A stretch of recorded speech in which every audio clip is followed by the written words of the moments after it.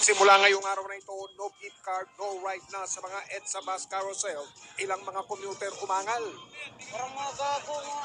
Ngayon yung pamasahe namin, tamang-tama lang pamasahe namin. Mas maluwag na curfew sa Metro Manila, hiling ng DTI para humaba ang oras ng negosyo. Sa Guimaras, estudyanteng umorder ng laptop online, pato ang natanggap.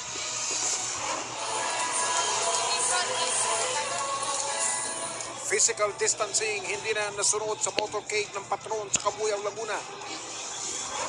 Sa unang araw ng pagbubukas ng Boracay at Baguio, may turista kaya? Ang pasilip sa mga magpapasiklaban sa pilitan sa Season 3 ng The Clash. At ang maagang pamasko ng sikat na si Supercar Bondi sa Pilipinang naging bahagi ng kanyang tagumpay.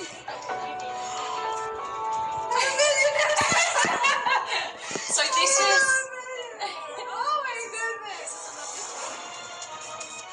Live mula sa GMA Network Center, ito ang 24 oras.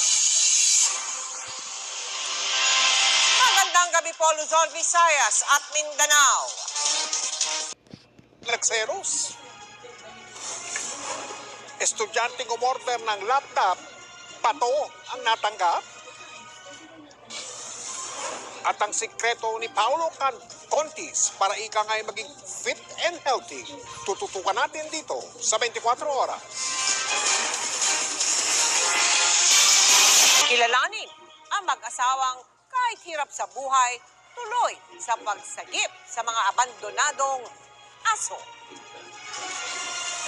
At ang bakbakan ng mga boses, magbabalik sa The Clash Season 3. Walang patid na pagtutok dito lang sa 24 oras.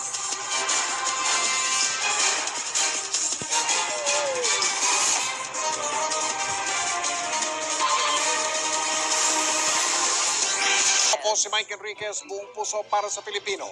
Ito ang GMA, walang kinikilingan, walang pinoprotektahan. Walang kasinungalingan.